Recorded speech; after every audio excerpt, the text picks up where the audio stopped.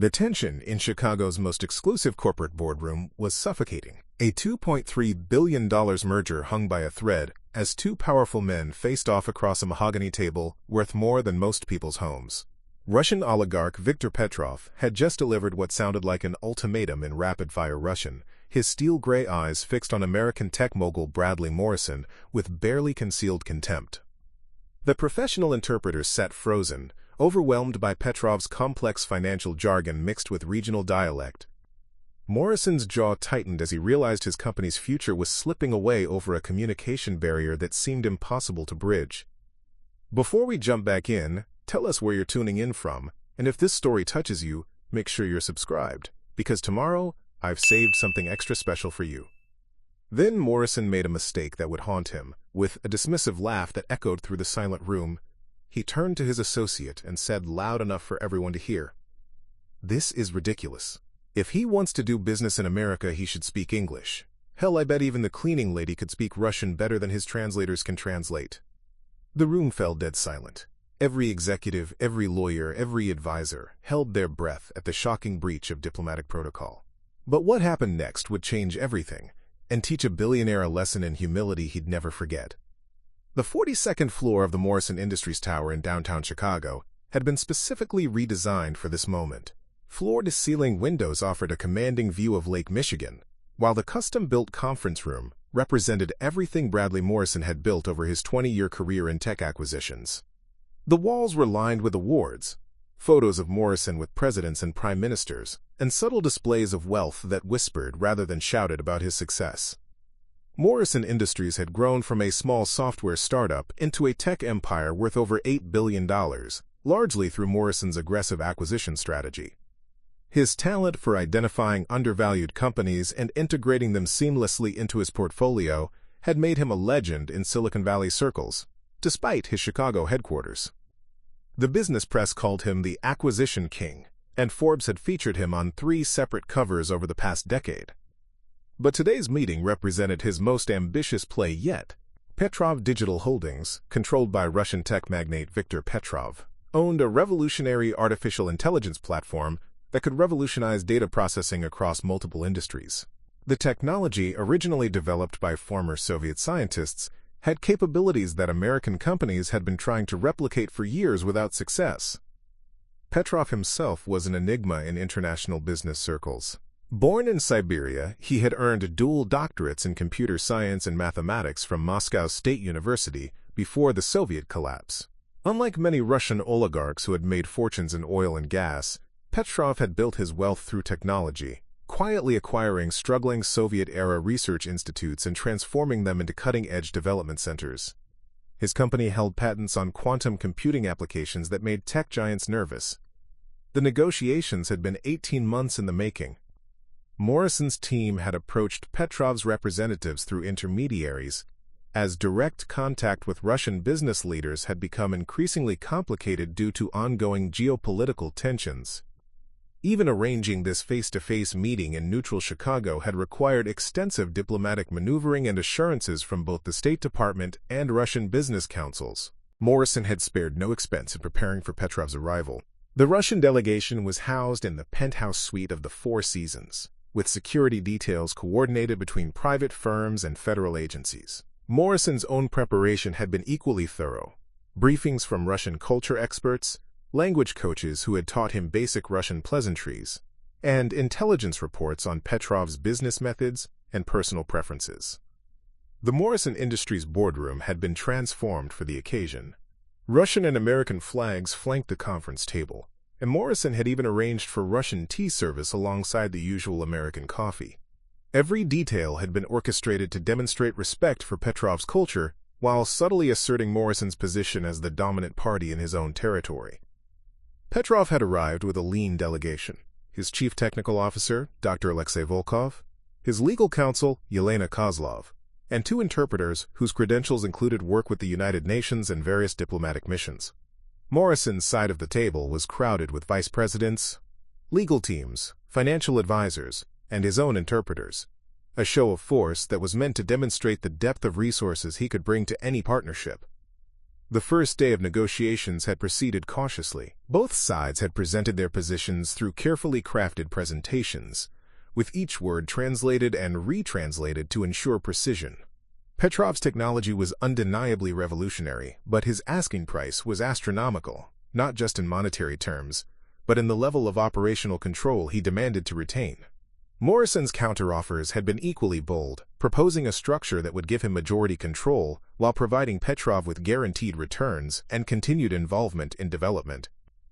By the second day, the fundamental incompatibility between their visions had become clear. Morrison viewed the acquisition as a typical tech buyout. He would purchase Petrov's assets, integrate the technology into his existing platforms, and scale it globally through his established distribution networks.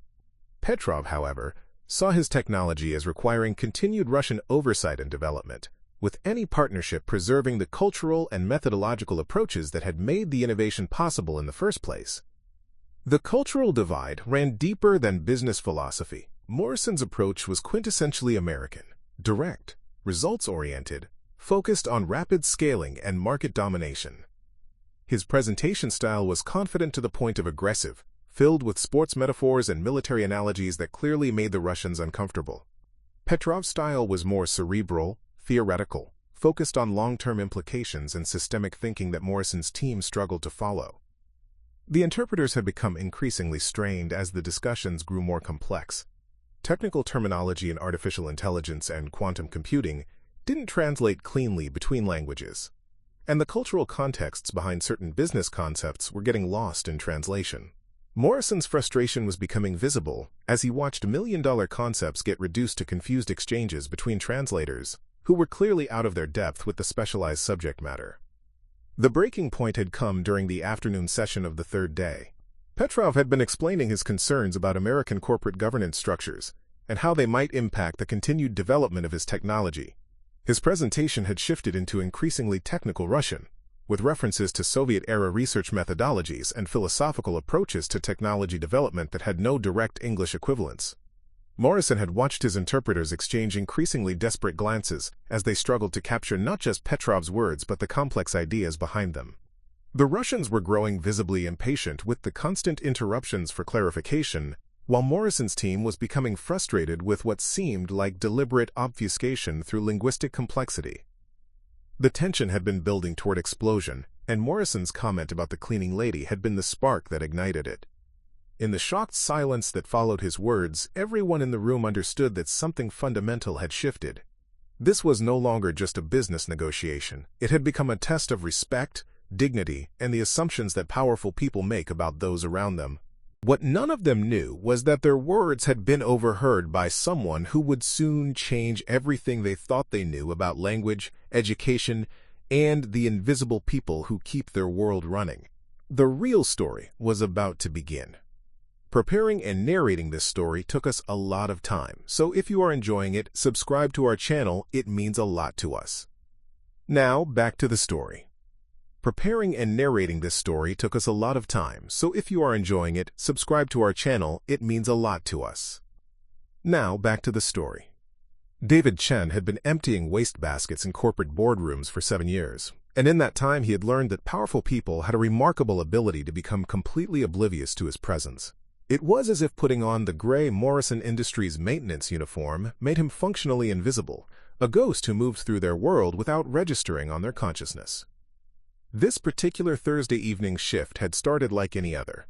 David arrived at Morrison Industries at 6 p.m., badged in through the service entrance, and began his methodical progression through the building's 42 floors. The executive levels always took longer because of the additional security protocols and the need to work around late meetings. But David had perfected a system that allowed him to complete his rounds efficiently while remaining unnoticed. At 34, David had the kind of unremarkable appearance that served him well in his chosen invisibility. Average height, neat brown hair kept short for practical reasons, and the careful posture of someone who had learned to take up minimal space in rooms full of important people. His only distinctive feature was his eyes, intelligent and observant in a way that most people never bothered to notice. The irony of his situation wasn't lost on David. By day, he was pursuing his doctoral dissertation in international relations at Northwestern University, specializing in post-Soviet economic transitions and their impact on global technology transfer. His research had taken him deep into the complexities of Russian business culture, the lingering influences of Soviet scientific methodology, and the unique challenges facing Russian companies trying to integrate into Western markets. His academic advisor, Dr. Sarah Mitchell, had often commented that David's insights into Russian corporate behavior were unusually nuanced for someone who had never worked directly in international business. What she didn't know was that David's understanding came from years of quiet observation, listening to confidential negotiations, merger discussions, and strategic planning sessions while he emptied trash bins and dusted conference tables. David had grown up in a working-class family in Milwaukee, the son of Taiwanese immigrants who had sacrificed everything to give their children educational opportunities. His father had worked double shifts at a manufacturing plant, while his mother cleaned office buildings at night to pay for David's education. The irony that he was now cleaning offices himself wasn't lost on him. It was simply the most flexible job he could find that allowed him to attend classes and work on his research. The path to this moment had been shaped by economic necessity rather than career ambition. When David had completed his master's degree in international studies at the University of Chicago, the 2008 financial crisis had eliminated most entry-level positions in his field. Corporate consulting firms weren't hiring, think tanks had frozen their recruitment, and government positions required security clearances that took months to process. Meanwhile, his student loans were accumulating interest, and his parents were struggling with their own financial challenges. Morrison Industries had been hiring maintenance staff with flexible schedules, and the job had initially been meant as a temporary solution while David waited for the economy to recover. 7 years later, he was still there, but the experience had given him something unique, an insider's perspective on corporate decision-making that most academics could only theorize about. David had watched merger negotiations fall apart over cultural misunderstandings that could have been easily resolved. He had observed brilliant strategic plans fail because executives couldn't bridge communication gaps with international partners. He had seen millions of dollars lost because powerful people were too proud to admit they didn't understand the cultural contexts that shaped their foreign counterparts' decision-making processes. His doctoral research had become increasingly focused on these invisible barriers to international business cooperation. His dissertation, tentatively titled Lost in Translation: Cultural Communication Failures in Post-Soviet Technology Transfer, drew heavily on case studies that he had observed firsthand, though he was careful to anonymize the details and never reveal confidential information. The Russian language component of his education had been driven by academic necessity.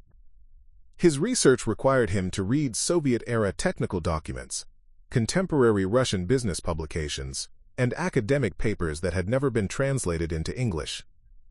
What had started as a practical academic skill had evolved into genuine fluency, refined through years of watching Russian films, reading Russian literature, and engaging with the sizable Russian academic community at Northwestern. David's daily routine at Morrison Industries had given him an intimate knowledge of the company's operations that few employees possessed. He knew which executives were under pressure from the board, which partnerships were succeeding or failing, and which strategic initiatives were being quietly abandoned. He understood the corporate culture, the power dynamics, and the decision-making processes that shaped multi-million-dollar deals. The Morrison-Petrov negotiations had been particularly fascinating to observe. David had been cleaning the conference room each evening after the sessions, and he couldn't help but notice the growing tension in the aftermath of each day's discussions. The cultural disconnect was obvious to anyone with knowledge of both American and Russian business practices, but the participants seemed determined to power through the communication barriers rather than addressing them directly. David had read about Viktor Petrov's background in Russian tech journals that he accessed through Northwestern's library. Petrov's approach to technology development was rooted in Soviet scientific traditions that emphasized long-term theoretical research over immediate commercial applications. His concerns about American corporate governance weren't arbitrary. They reflected genuine philosophical differences about how innovation should be nurtured and protected.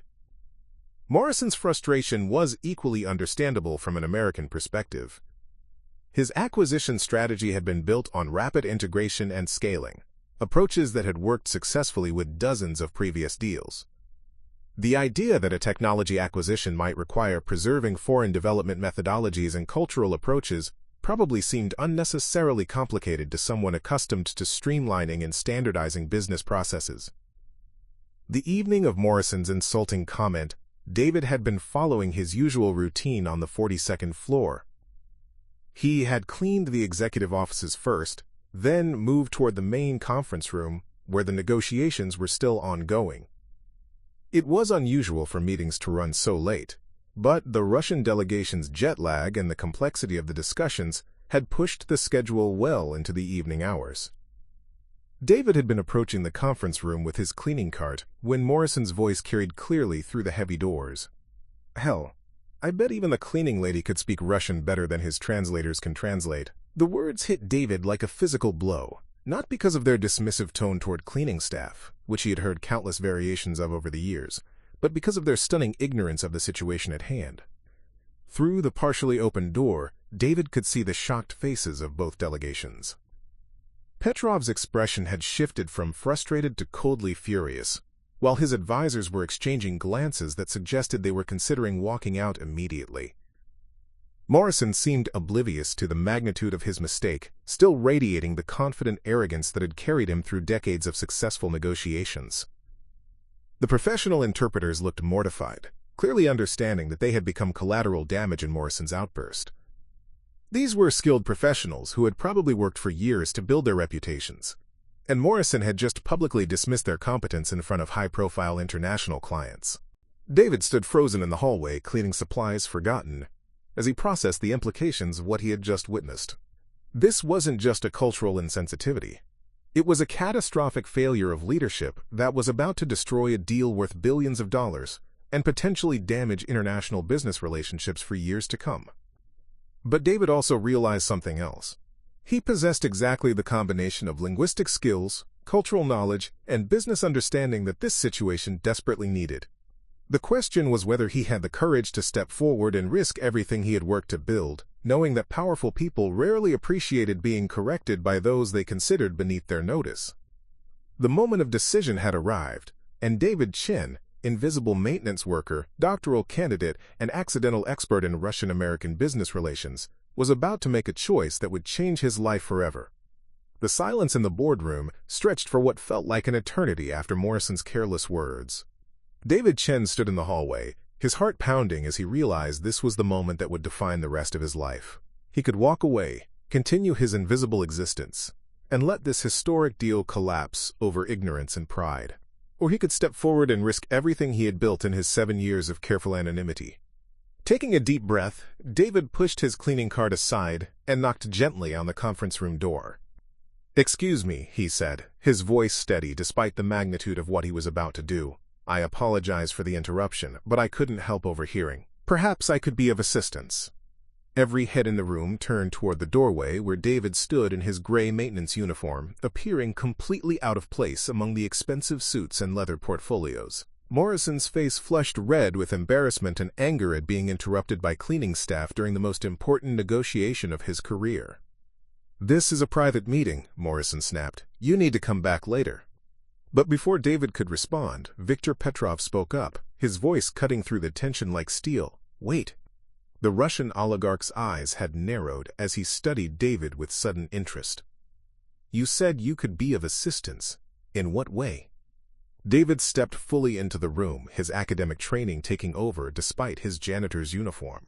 "Mr. Petrov, I believe there's been a significant misunderstanding regarding your concerns about the governance structure, if I may."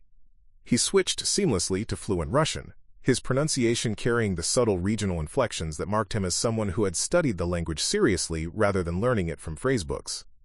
"Your hesitation isn't really about the financial terms," David continued in Russian, addressing Petrov directly. "You're concerned that American corporate culture will treat your technology as simply another acquisition to be optimized, rather than a research ecosystem that requires specific methodological approaches to continue innovating." The effect in the room was electric. Petrov sat back in his chair, his expression shifting from anger to amazement. His advisors exchanged rapid glances, clearly as shocked as everyone else that the maintenance worker was not only speaking perfect Russian but demonstrating a sophisticated understanding of their concerns. Morrison's mouth fell open as he processed what was happening. The man he had just insulted, the cleaning lady he had mockingly referenced, was now conducting a nuanced business discussion in a language Morrison couldn't understand, addressing issues that had been at the heart of their failed negotiations. "Who are you?" Petrov asked in Russian, leaning forward with genuine curiosity. David switched back to English so everyone could follow. "My name is David Chen. I'm a doctoral candidate at Northwestern University, specializing in post-Soviet economic transitions and technology transfer. I work here in the evenings to support my studies." He paused, then added with quiet dignity, "And yes, Mr. Morrison, I do speak Russian better than your interpreters have been translating." The professional interpreters looked mortified, but David quickly continued, "That's not their fault. The technical terminology you've been using, Mr. Petrov, draws heavily from Soviet scientific methodology that doesn't have direct English equivalents. Your translators are skilled, but they lack the specialized academic background to convey the conceptual frameworks you're referencing." Petrov's chief technical officer, Dr. Volkov, spoke up in Russian. "He's correct about the methodological issues. How does an American understand these concepts?" David responded in Russian, "My dissertation research required extensive study of Soviet scientific institutions and their evolution into modern Russian tech companies. I've spent 3 years analyzing why technology transfers between Russian and American companies often fail, despite their apparent mutual benefits." Morrison finally found his voice. "Wait a minute, you're telling me that our maintenance guy is some kind of expert on Russian business?" "Mr. Morrison," David replied evenly, "people often reveal more about themselves and how they treat those they consider beneath their notice. I've been cleaning these conference rooms for 7 years, listening to negotiations, mergers, and strategic discussions. Most executives forget I exist the moment I enter a room." Dr. Kozlov, Petrov's legal counsel, had been studying David intently. She spoke in Russian. "Your pronunciation suggests formal academic training rather than conversational learning. Where did you study?" "University of Chicago for my master's degree, now Northwestern for my doctorate," David replied in Russian. "I also spent a summer at Moscow State University as part of a research exchange program, studying the transition of Soviet research institutes into private technology companies." Petrov's eyebrows raised. "You studied at MGU? Under which program?" "The Comparative Economic Systems Exchange, under Professor Dmitry Kuznetsov. I was researching how Soviet scientific methodologies influence modern Russian innovation approaches." For the first time since the negotiations had begun, Petrov smiled. "Kuznetsov was my doctoral advisor 30 years ago, a brilliant man, though he insisted that Western students couldn't truly understand Russian scientific culture." He studied David with new respect. Perhaps he was wrong. Morrison looked around the room, clearly struggling to process this reversal of everything he thought he understood about the situation. "So you're saying that our janitor is qualified to—" "What exactly?" "Mr. Morrison," David said, his voice remaining professional despite the continuing dismissive tone, "I'm suggesting that the communication barriers destroying this negotiation aren't really about language. They're about fundamentally different philosophical approaches to innovation and business development." He turned to address both sides of the table.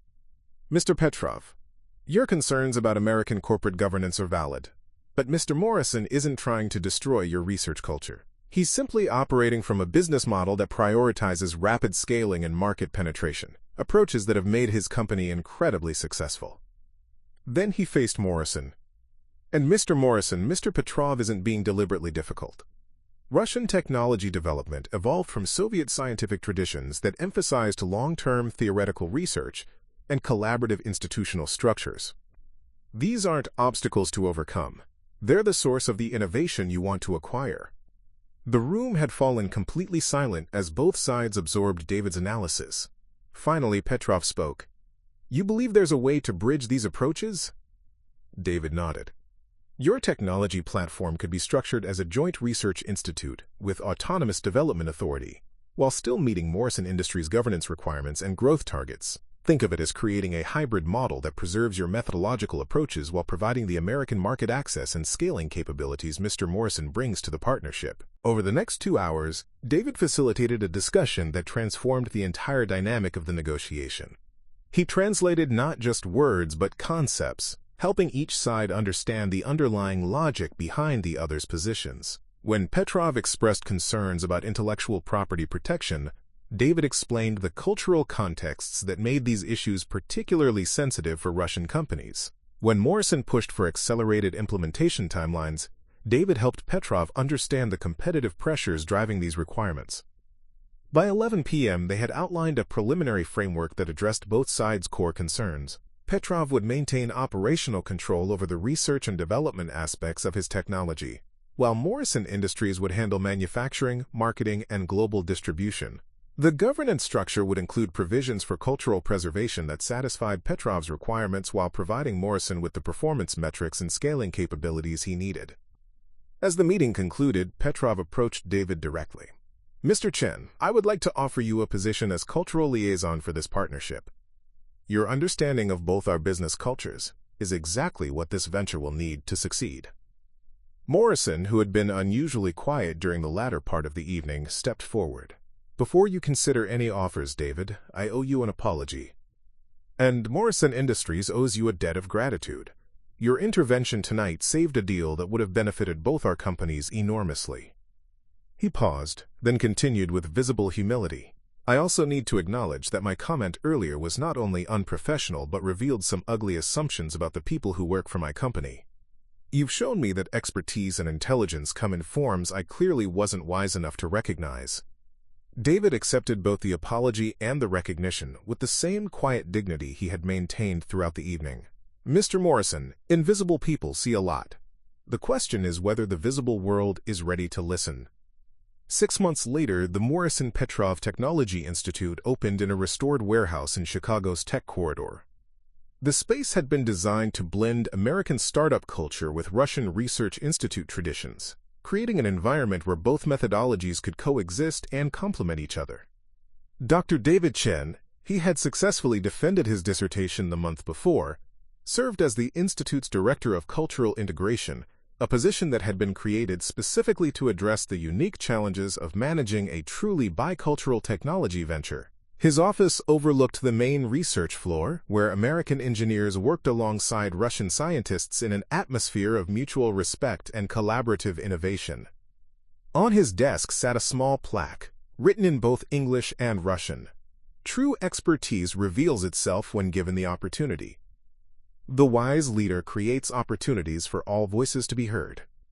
Morrison had personally commissioned the plaque after reading David's dissertation, which had been published to significant academic acclaim and was now required reading in several international business programs.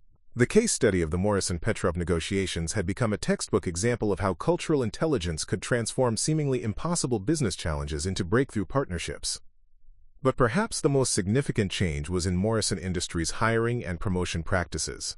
The company had implemented a program to identify employees whose backgrounds and expertise might be underutilized, regardless of their current positions. 3 other maintenance workers had been promoted to professional roles after demonstrating skills that their job descriptions had never captured.